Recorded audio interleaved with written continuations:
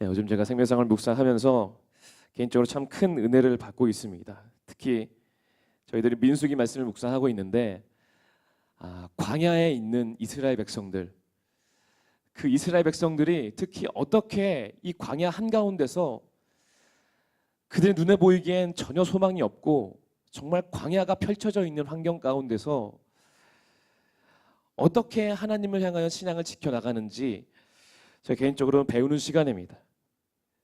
여러분들도 이번 민수기를 통해 생명의 삶을 묵상하시면서 특히 우리가 이 땅을 살아가며 우리가 광야에서 살아가는 세대, 우리가 그렇게 광야에서 어떻게 살아가야 되는지에 대한 하나님에 대한 좀 진지한 하나님의 지혜를 얻는 시간이 되기를 주님의 이름으로 축복합니다. 제가 지난주에 음악을 하는 후배들을 예배하는 모임이 하나 있습니다. 그 모임을 제가 2주에 한 번씩 가서 함께 말씀을 나누고 함께 기도하는 시간을 갖고 있는데, 그 친구들하고 말씀을 나누고 예배한 이후에 같이 좀 이야기를 나눴습니다. 같이 이야기를 나누고 기도 제목을 나누면서 참 청년들하고 기도 제목을 나누면 청년들의 기도 제목이 딱 두 가지로 나누어집니다. 그게 항상 큰 두 가지인데 그게 뭐냐 하면 첫 번째는 직장에 대한 문제, 그리고 두 번째는 결혼에 대한 문제. 항상 이 큰 기도 제목이 두 개가 참 있는데, 특히 신앙이 있는 청년들이 항상 똑같이 하는 직장에 대한 고민들이 있습니다. 그게 뭐냐 하면 직장 생활을 해나가면서 신앙생활을 하는 게 너무나 어렵다는 겁니다. 특히 우리나라의 이 땅에서 이 시대에 살아가고 있는 청년들이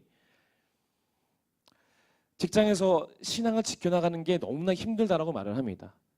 이게 왜 그러냐 하면 모든 직장과 모든 회사들이 우리가 다 알고 있지만 많은 불의와 편법들이 참 횡행합니다. 너무나 많아서 참 이게 그냥 어느 한 직장과 회사의 문제가 아니라 그냥 공공연하게 그냥 진행되어지고 있는 불의와 어떤 편법들이 너무나 많다 보니까 그걸 자기가 말단사원이니까 그걸 이야기하기는 어렵고, 그렇다고 직장을 그만두자니 그건 또 너무나 힘든 상황이고, 그럴 수는 없는 상황이고, 그러고 말하지 않고 있자니 또 똑같이 나도 죄를 짓는 것 같아서 너무나 힘들어하는 청년들이, 그런 것들을 이 기도 제목을 내어놓을 때 제 가슴이 참 너무나 많이 아픕니다.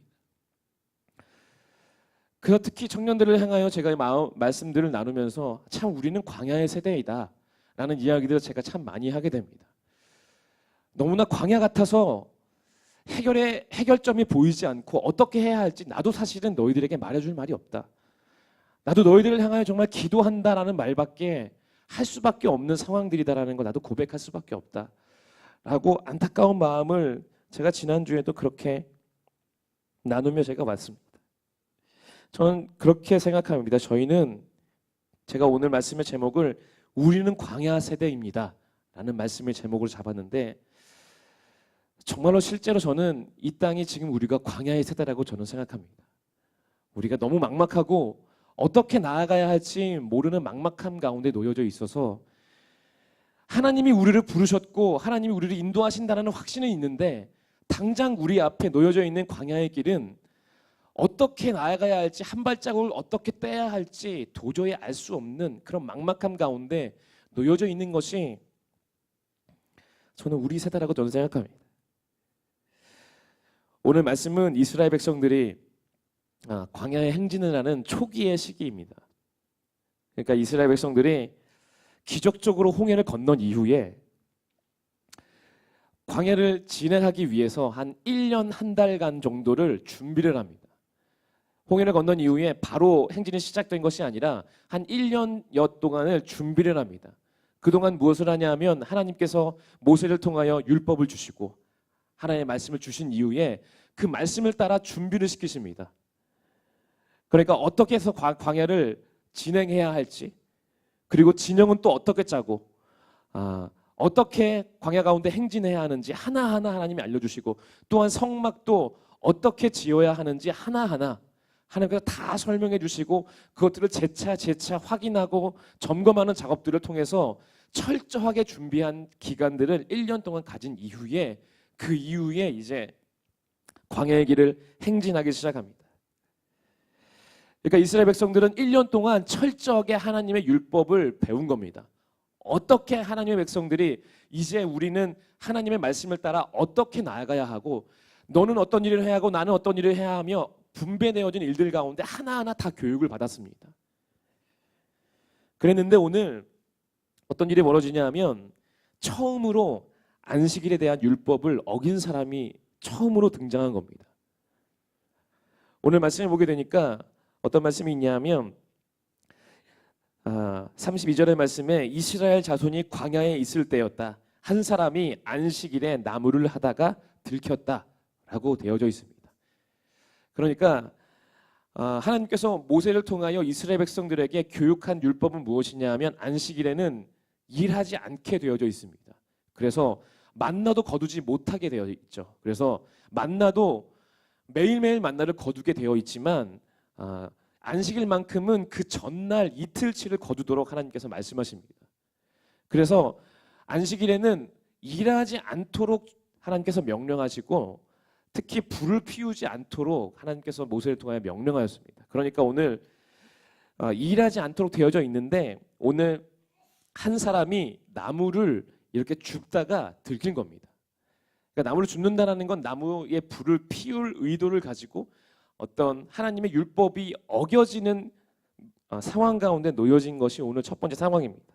오늘 이것이 첫 번째라는 상황이라는 걸 알 수 있는 게 사람들이 어떻게 해야 할 줄을 몰라서, 왜냐하면 그 전에 그랬던 상황이 없으니까 처음 벌어진 상황이니까 이 사람을 어떻게 하냐면 가둬둡니다. 당장 어떻게 해야 될지 모르니까 사람들이 가둬두었다가 모세에게 가서 물어봅니다. 어떻게 해야 할지. 그러니까 모세도 하나님께 나아가서 물어보는 겁니다. 하나님, 어떻게 해야만 합니까?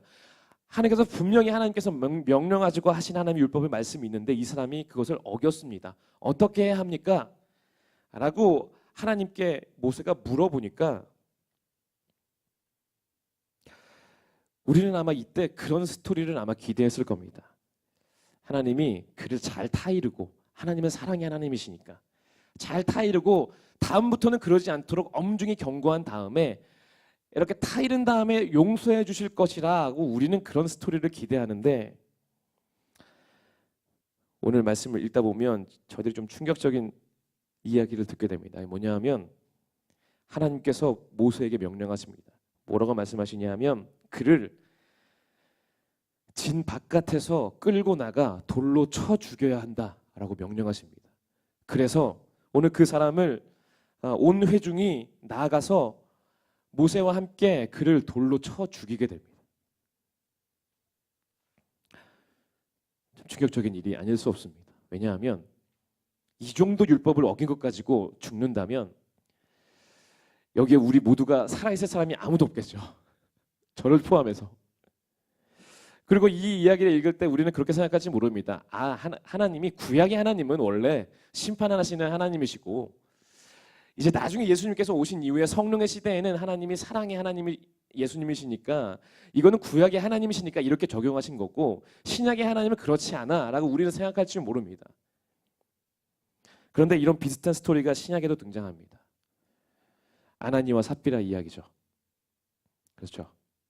아나니와 삽비라도 하나님께 자기의 온 재산을 교회에 바치기로 약속했을 때 그것을 어기고 속인 다음에 자신의 소유 일부를 숨겨서 일부만을 헌금했을 때 그것 때문에 하나님께서 그를 벌하셔서 그가 죽게 되는 걸 보게 됩니다.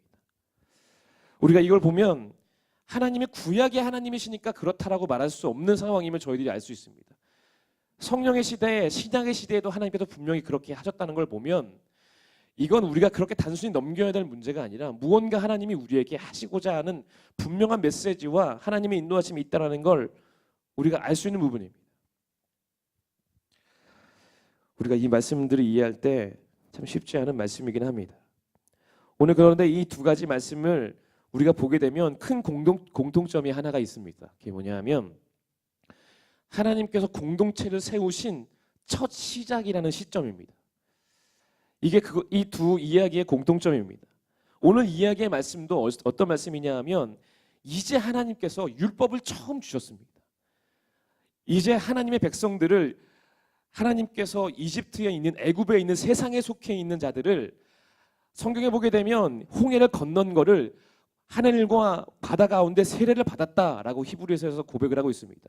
그러니까 이스라엘 백성들, 하나님의 백성들을 처음으로 홍해 가운데 하나님의 백성으로 세례를 받음으로 하나님의 백성으로 부르신 첫 번째 사건, 그 이후에 이제 하나님께서 거룩한 율법을 주심으로 그들에게 하나님의 말씀을 교육하신 첫 번째 사건입니다. 그러니까 지금 이 사건은 그냥 한 사람에 대한 이야기가 아니라 이제 이스라엘 백성들을 통하여 이스라엘뿐만 아니라 이 앞으로 온 열방에 하나님이 선택하시고 하나님이 세례를 허락하시고 하나님의 백성으로 부르신 백성들이 어떻게 살아가야 하는지에 대한 첫 번째 모델을 지금 말씀하시는 첫 시작의 발걸음에 놓여진 게 지금 이 이스라엘 백성들의 과정입니다. 아나니와 삽비라 이야기도 마찬가지입니다. 아나니와 삽비라 이야기도 예수님께서 승천하신 이후에 마가의 다락방에 성령님께서 임재하신 성령께서 임하신 사건 이후에 이제 교회가 처음으로 세워집니다. 우리가 교회가 처음으로 세워진 시점을 어떤 시점으로 보냐 하면 성령 강림 주일로 봅니다. 성령님께서 강림하신 이후를 신약의 교회가 세워진 첫 번째 시점으로 봅니다. 그러니까 이제 우리가 하나님의 성령을 의지하여 나아가는 교회의 첫 모델을 주신 게 그 시점입니다.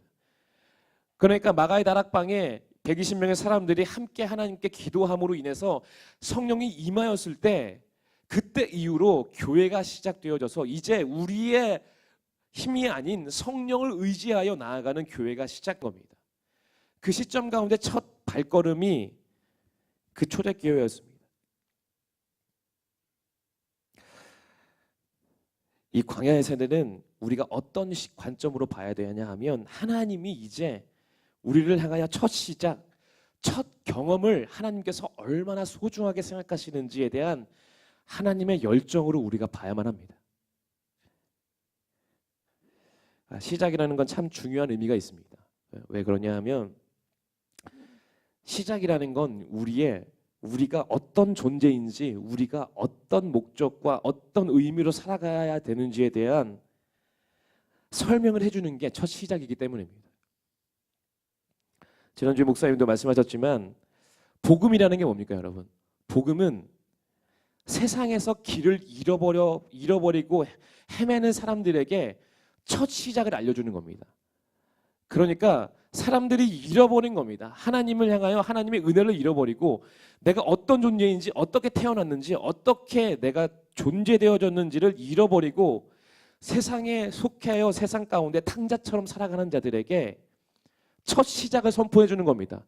여러분은 지금 세상의 종처럼 그렇게 살아가고 있지만 여러분들은 원래 세상에 속한 자들이 아니라 원래 하나님이 창조하시고 태초부터 선택하셔서 하나님이 인도하신 하나님의 백성입니다 라는 첫 시작을 알려주는 겁니다. 그러니까 첫 시작은 정말로 중요한 것이며 정말로 소중한 겁니다. 그래서 우리의 인생에서도 우리의 신앙이 갈 길을 잃어버렸을 때 하나님께서 우리에게 첫 시작의 경험을 떠올리게 하십니다. 여러분도 아마 그런 경험들이 한 번씩은 다 있을 겁니다. 우리가 많은 찬양에 그런 고백이 있죠. 첫사랑을 회복하자라는 고백이 참 많이 있잖아요. 그게 왜 그러냐 하면 우리가 하나님을 처음 만나고 그 하나님께 만났던 그 순수하고 뜨거웠던 첫 열정을 우리가 신앙생활 해나갈 때 대부분 잃어버리게 됩니다. 우리 세상을 살아갈 때 대부분 잃어버리게 됩니다. 그럴 때마다 하나님께서 우리에게 무엇을 기억하게 하시냐 하면 하나님을 만났던 그 순수했던 첫 경험을 하나님께서 기억나게 하시는 게 하나님의 은혜라는 것을 우리는 기억하고 있습니다. 그렇기 때문에 오늘 그 마음으로 우리가 보자면 이 첫 경험은 정말로 소중한 겁니다. 하나님이 이 지금 이스라엘 백성들을 처음으로 하나님의 율법을 가르치시고 그들을 인도하시는 이 첫 시작은 우리에게 정말로 중요한 소중한 경험입니다. 저도 제 안에 참 많은 첫 경험들이 있습니다. 하나님 안에 신앙의 첫 경험들이 있었는데 많이 있는데 그중에 한 첫 경험이 제가 첫 사역지를 결정하는 경험이 있었습니다. 제가 저희 교회가 첫 사역지이면서 제가 이제 8년 차가 되는 첫 사역지이며 지금까지 제가 사역하고 있는 사역지인데, 제가 처음 사역지를 결정할 때 제가 첫 사역지를 결정하는 제 순수한 마음이 있었어요. 제 열정. 이건 뭐라고 말씀해야 되나, 첫 경험에 대한 설레임 같은 부분이었어요. 뭐였냐면, 하나님이 나를 첫 걸음을 떼게 하시는데 정말 기대가 된다. 어디로 가게 하실까? 하나님 나를 어디로 가게 하셔서 어떤 것들을 보게 하시고 어떤 것들로 하나님이 인도하실까에 대한 제 어떤 첫 경험에 대한 어떤 뜨거운 마음이 있어서, 제가 그때만큼은, 첫 경험만큼은 되게 순수하려고 되게 많이 노력을 했습니다. 왜냐하면 그 열정 때문에. 하나님, 제가 다른 건 몰라도 내가 이 첫 걸음만큼은, 첫 사역지를 결정하는 것만큼은 하나님, 내가 100% 하나님의 은혜가 아니고선 제가 움직이지 않겠습니다. 내가 물론 다른 결정들은 어떻게 제가 내 생각으로 하는 것들도 참 많이 있고 내 의지로 나아가는 게 참 많이 있지만, 하나님 다른 건 몰라도 내가 이것만큼은, 내가 하나님께 나아가는 첫 경험, 첫 걸음만큼은 내가 내 생각이 아니라, 내 생각이 1%도 하나님 없게 해주시고 100% 하나님의 은혜를 향하여 내가 나아갈 수 있게, 하나님 내가 이 경험만큼은 그렇게 해주세요 라고 제가 하나님께 기억했던 첫 경험이 참 기억이 납니다. 그래서 제가 저희 교회를 오기까지 3년을 기도했습니다. 정말 오랜 시간을 기도했습니다. 제가 의지적으로 다른 어떤 결정을 하고 싶은 마음이 있어도 하나님이 100% 채워주시지 때까지 제가 기다렸습니다. 기다려서, 하나님 지금 아닙니다. 하나님 아직도 내 의가 있습니다. 하나님께서 온전하게 모든 걸 하실 때까지 저 기다리겠습니다 라고 제가 그렇게 했던 첫 경험이 제가 기억이 나는데, 사실 그 첫 경험은 그냥 제 열정이었습니다. 하나님을 향한 열정이었습니다. 제가 그 이후에 모든 결정을 그렇게 해야 한다라고 저도 그렇게 말하지 않았고 다른 사람에게 그렇게 강요하지도 않았습니다. 그냥 그건 첫 경험을 향한 제 열정이었습니다. 그 첫 경험만큼은 그렇게 하고 싶은. 저는 하나님이 우리에 대하여 첫 경험에 대한 그 열정을 가지고 계시다고 저는 믿습니다. 오늘 홍해를 건너며 영적으로 세례를 받고 하나님의 백성, 이스라엘 백성들이 이제 그 백성들을 향하여 이제 온 열방, 지금 우리 세대까지 하나님의 백성들은 어떻게 나아가야 하는지에 대한 그 기준을 세워주고 그 모델을 설명해 주셔야 하는 그 시점에 하나님은 지금 그 신앙의 첫 경험에 서 있는 이스라엘 백성들에게 어찌 보면 모질게 인도하실 수밖에 없었습니다. 오늘 이 한 사람, 안식일에 대하여 하나님의 율법을 어긴 이 한 사람은 단순히 그 사람의 한 사람의 구원과 한 사람을 인도하시는 것 이상의 의미가 있는 거였습니다. 하나님이 이 사람을 마치 그 사람 개인적으로 그 사람을 구원하거나 심판하거나 이런 관점으로 보지 않아야 한다고 저는 생각합니다. 왜냐하면 우리가 이것을 그런 관점으로 보자면 모세도 가나안 땅에 들어가지 못했습니다. 우리가 그런 관점으로 봐야 하는 것이 아니라 지금 하나님의 공동체를 하나님께서 어떻게 인도하시는지에 대한 하나님의 메시지를 주심으로 우리가 봐야 한다고 저는 믿습니다. 저는 하나님이 그렇게 우리 첫 경험에 대한 하나님의 열정이 있다고 저는 믿습니다. 우리가 하나님에 대한 기도의 첫 응답, 하나님을 만나는 첫 경험, 하나님을 의지해서 움직여봤던 그 첫 경험, 아마 우리에게 그 감격들이 다 있을 겁니다. 하나님이 우리에게 그 첫 경험에 대한 열정으로 하나님이, 저는 오늘 우리가 이 광야의 한가운데 서 있는 우리를 하나님의 그 열정으로 인도하신다고 저는 믿습니다. 우리 가운데 하나님이 때로는 우리를 그렇게 모질게 하나님이 인도하실 때가 있습니다. 왜 하나님이 나를 이렇게까지 하나님이 인도하실까?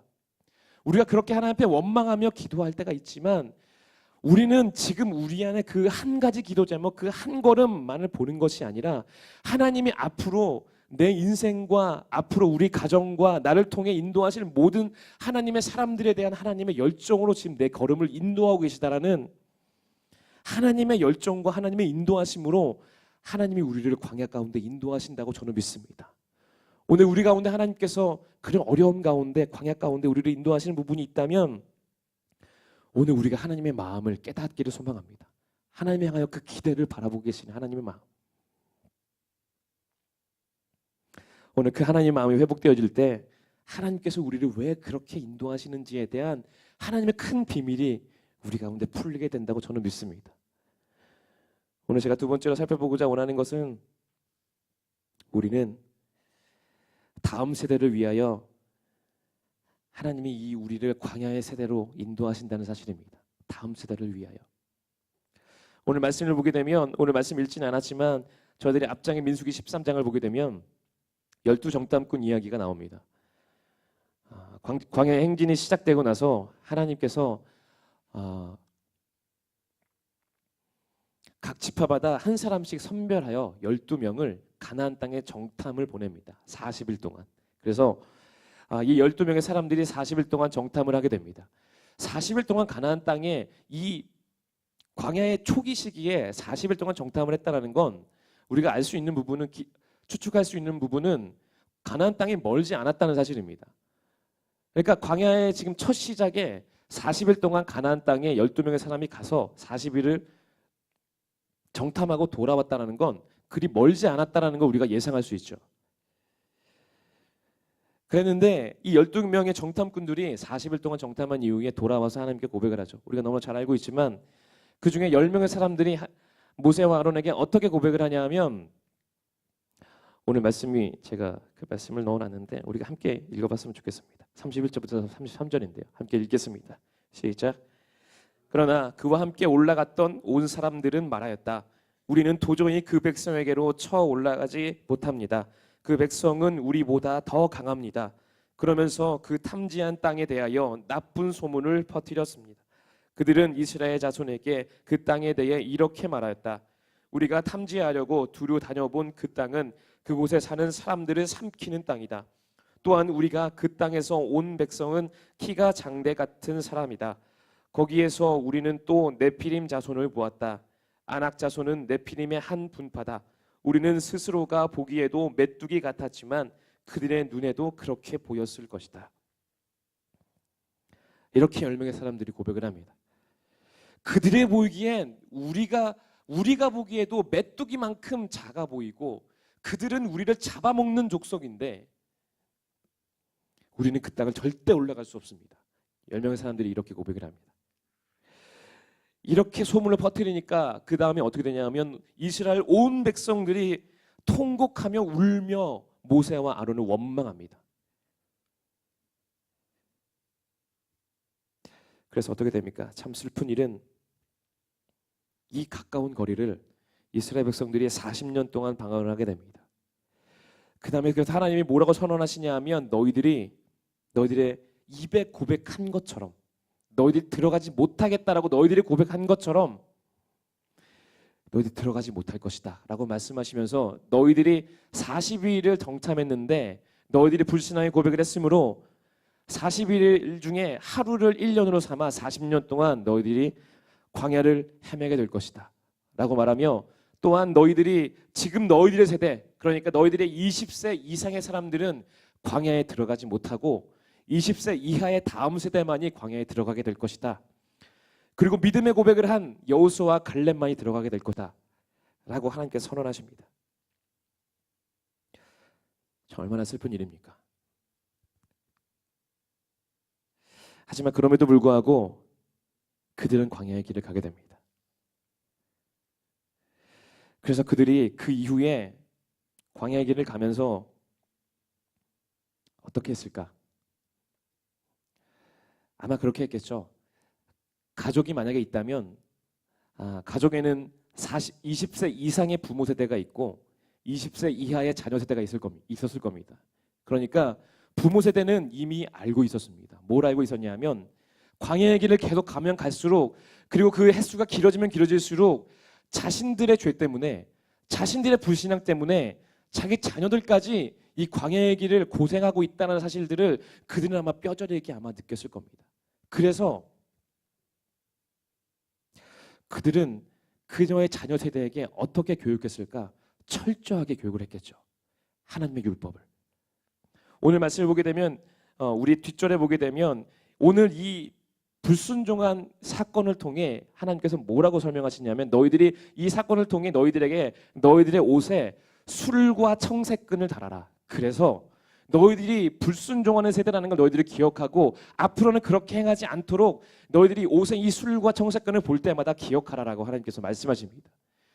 그러니까 그들의 옷에 이 청색끈을 달아서 항상 교육하게 했던 거죠. 그러니까 이 부모 세대는 이 다음 세대를 향하여 항상 교육했을 겁니다. 자신들의 불순종과 자신들의 악함 때문에 자녀들까지도 이 광야 가운데 나아가고 있다는 사실을 뼈저리게 알고 있었기 때문에 그냥 단순히 하나님의 율법을 하나님이 이런 말씀을 하셨지만 너희들이 지켜도 되고 지켜도 되지 않아도 돼 라고 말하지 않았을 겁니다. 어떻게 고백했냐면 너희들이 만약에 가나안 땅에 들어간다면 너희들이 정말로 하나님의 율법을 철저하게 지켜야 한다. 하나님을 절대 떠나지 않아야 하고 하나님을 철저히 지켜야만 정말로 하나님의 은혜가 있을 것이다라고 아마 철저하게 그들에게 아마 고백했을 겁니다. 가르쳤을 겁니다.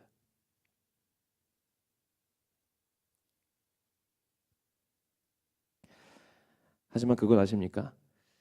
이 광야의 세대는 그렇게 교육하긴 했지만 실제로 그렇게 살지는 못합니다.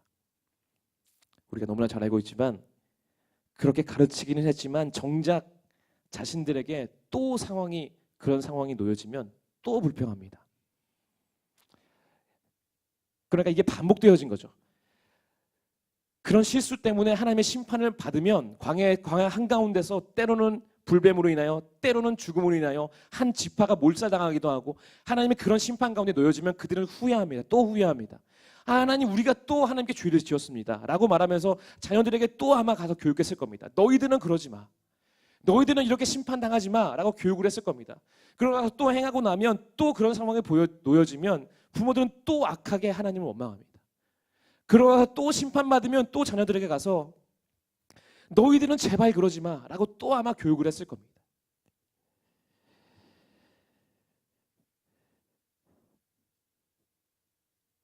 그렇게 광야를 갔을 때 사실 우리는 이 시대가 그렇게 살아간다고 저는 생각합니다. 그리스도인들이 많은 교회들이 특별히 하나님의 기업, 기독교 기업이라고 말하는 기업들도 세상의 어떤 기업들보다 더 편법과 불의를 행하는 걸 보게 되면서 제 마음이 참 많이 무너집니다. 기독교 기업이라고 그렇게 말하면서 그렇게 많이 이야기를 했는데 이렇게 무너지면 어떡하나. 그리고 많은 교회들이 어느 것보다 십자가의 길을 이야기하면서 말은 그렇게 말하고 그렇게 교육을 하면서 실제로는 세상의 어떤 기업보다 화려한 교회의 모습을 하고 있는 교회 모습들을 보게 되면 실로 우리가 이 광야의 세대가 아닌가라는 생각을 하게 됩니다. 너무나 말은 많이 하고 너무나 많은 교육을 하고 있지만 정작 자신들이 그런 상황 가운데 놓여지게 되면 자신들은 그렇게 하지 못하는, 자신들의 기업을 행하고 이끌어 나갈 때는 정작 그런 불의와 그런 어려움 가운데 놓여져 있을 때는 정작 그렇게 행하지 못하는, 우리는 실로 지금 광야의 세대를 걷고 있습니다. 그래서 제가 이 청년들과 이야기를 나눌 때마다 참 갑갑합니다. 갑갑해서 예전에는 제가 청년들에게 그렇게 이야기를 했습니다. 그래, 그 직장은 정말 옳지 않은 직장인 것 같다. 다른 직장으로 옮겨라 라고 제가 그렇게 많이 이야기했어요. 자, 나도 기도할게. 좋은 직장을 만나도록 내가 기도할게 라고 제가 그렇게 오랫동안 같이 기도했던 청년이 있어요. 그래서 그 청년이 참 여러 번 옮겼어요. 회사를. 그랬는데 옮겨도 똑같은 거예요. 그 회사도 똑같고, 그래서 또 옮기라고 내가 기도할게라고 했는데 그 회사도 또 똑같은 거예요. 그러니까 제가 더 이상 그렇게 말할 수가 없는 거예요. 그래서 제가 어떻게 말하게, 그 다음부터 청년들과 이야기할 때마다 제가 어떻게 말하게 되냐면, 하지만 너는 그럼에도 불구하고 그 자리에서 하나님의 율법과 하나님의 법, 하나님의 정의에 대한 싸움을 너는 그럼에도 불구하고 놓치지 말아라. 네가 그 싸움을 놓치지 않아서 네가 지금 속한 그 직장 자체는 변하지 않을지는 몰라. 하지만 네가 그 싸움들을 해나가고 놓치지 않고 해나갔을 때 네가 나중에 어떤 리더의 자리에 오르게 되고 네가 CEO의 자리에 오르게 어떤 기업을 이끌어가게 됐을 때 너는 그런 기업을 이끌게 될 사람이 될 거야. 적어도 너는 누리지 못하겠지만 네가 그 다음 세대를 향하여 하나님의 소망을 바라보며 네가 그 씨름들을 행하고 포기하지 않을 때 다음 세대만큼은 진짜 하나님의 뜻과 하나님의 정의와 하나님의 뜻이 실현되어지는 직장 가운데 다음 세대는 다니지 않겠냐. 네가 그런 기업들을 제발 만들어줘. 제가 그 다음부터 청년들에게 그런 기도 제목들을 내놓기 시작합니다. 여러분, 우리가 하나님 앞에 이 광야의 세대 가운데 철저하게 훈련받아야 때로는 죄에 대해서 심각할지만큼 철저한 심판으로 하나님께 훈련받아야만 우리 다음 세대의 소망이 있습니다. 그래야만 다음 세대의 소망이 있습니다. 하나님은 지금 우리를 향하여 어떤 세대를 보고 있냐 하면 여호수아 세대를 지금 하나님께서 함께 보고 계십니다. 제가 여호수아 세대를 볼 때마다 참 제 안에 감격이 있습니다. 여호수아 세대가 여러분 어땠습니까? 여호수아 세대가 됐을 때 진짜 이 다음 세대가 되어서 그렇게 교육했던 부모 세대는 매번 불신앙하지만 그럼에도 불구하고 철저하게 하나님의 율법을 교육했던 다음 세대가 이제 가나안 땅에 들어가게 되는 장면, 첫 장면 여러분 기억하십니까? 요단강을 건너는 장면. 요단강이 앞에 놓여져 있습니다. 똑같이 홍해와 똑같이 그랬는데 이 다음 세대는 홍해 앞에 선 세대처럼 하나님을 원망하지 않습니다. 하나님을 원망하지 않고 어느 한 사람도 원망하지 않고 여호수아가 하나님의 말씀을 따라 어떻게 해야 할지 하나하나 지파별로 어떻게 해야 될지 하나하나 가르쳤을 때 어느 한 사람도 불평하지 않고 그 진영을 짜서 정확하게 요단강을 밟을 때 요단강이 갈라지는 역사가 이루어지게 됩니다. 그 다음에 또 어떻습니까? 여리고성 눈에 보이기엔 절대 불가능한 일, 여리고성을 함락하는 장면에 있어서 어떻게 합니까? 여호수아 세대가 어떤 한 사람도 불평하지 않습니다. 정말로 복잡한 일들을 행하죠. 여리고성을 여러분들 행하는 거 기억나시죠? 일주일 동안 13바퀴를 돕니다. 심지어 그것도 하나하나 되게 자세한 지령들을 가지고 6일 동안은 아무 말도 하지 않고 돌다가 그리고 마지막 6바퀴는 아무 말도 하지 않다가 마지막 때에 소리 지르고 나팔을 불고 하나하나 하나님께서 세밀하게 명령하시는데 모든 이스라엘 백성들이 한 사람도 낙오되지 않고 불평하지 않고 온전히 순종하여서 눈에 보이는 여리고성을 함께 무너뜨립니다. 하나님은 지금 우리를 향하여 이 광야의 세대를 향하여 이 여호수아의 세대에 하나님의 열정을 보고 계십니다. 그 세대를 지금 보고 계신 겁니다. 우리를 통해. 지금 우리는 아직 그런 세대를 경험하지 못했습니다. 우리의 눈에 보기엔 교회는 성장할지 모르지만 우리의 세상은 여전히 약하고 우리의 기업은 여전히 편법을 행하고 기독교인이라 말하면서도 여전히 우리는 그렇게 넘어지고 있습니다. 우리 모두가 그러고 있습니다. 우리가 누구를 탓하는 것이 아니라 저도 그렇고 여러분도 그렇고 우리 모두는 그렇게 지금 사회에 대한 책임을 져야 하는 세대입니다. 광야의 세대입니다. 하지만 하나님이 그래서 우리를 철저하게 하나님의 율법으로 때로는 우리의 죄악을 그냥 넘어가지 않으시고 그것을 통해 때로는 심판하시고 때로는 무질게 하나님이 우리를 인도하십니다. 광야의 세대로. 그래서 너희 다음 세대만큼은 진짜 너희의 삶에 하나님의 뜻이 이루어지는 게 무엇이고 하나님의 정의가 사회에 이루어지는 게 무엇인지를 다음 세대는 제발 그런 생명이 넘치는 사회, 생명이 넘치는 나라, 온 땅에 그런 나라가 되기를 너희 교회를 통해 온 땅의 그리스도인들을 통해 나는 그 나라를 소망한다. 하나님이 지금 우리를 그렇게 인도하고 계신 겁니다. 하나님의 인도하심을 통해 오늘 우리 가운데 하나님의 그런 인도하심이 있다면 오늘 우리가 여호수아 세대를 바라봤으면 좋겠습니다. 우리 다음 세대를 바라봤으면 좋겠습니다. 우리가 다음 세대는 그러지 않아야 하잖아요. 저도 지금 아이가 이제 태어나서 키우다 보니까 이 마음이 너무나 절실한 거예요. 하나님, 제 아이가 커서 적어도 직장에 취직할 때까지만큼 하나님, 그때는 적어도 조금 이 사회 가운데 그리스도인들이 정의를 실천할 수 있는 사회가 됐으면 참 좋겠습니다. 제가 안타까운 마음으로 기도하게 됩니다. 하나님, 그러기 위해서 제가 훈련받아야 될 게 있다면 하나님 나 철저하게 훈련시켜 주세요. 철저히 하나님의 율법과 말씀 가운데 훈련시켜 주셔서 하나님, 우리 다음 세대만큼은 하나님의 뜻이 이루어지는 나라, 조금은 볼 수 있게 하나님 인도해 주시옵소서. 그것을 위해 주님, 내가 광야의 길을 걷겠습니다. 하나님, 우리가 광야의 길을 걷겠습니다. 때로는 하나님이 철저한 심판으로 우리를 인도하실 때 하나님이 그것이 여호수아의 세대를 세우기 위한 하나님의 열정이다라는 걸 기억하고 하나님, 그 세대를 감당하겠습니다. 오늘 우리 모두가 그 고백을 하길 소망합니다. 우리가 그 고백을 하기 시작할 때 하나님은 실제로 우리를 그렇게 인도하기 시작하고 그 소망을 보게 하실 겁니다.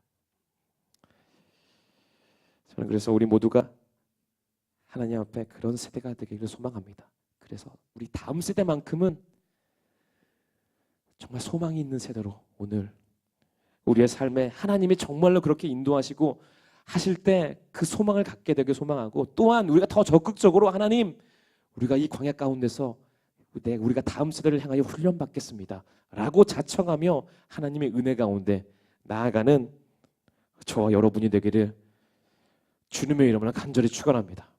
아멘.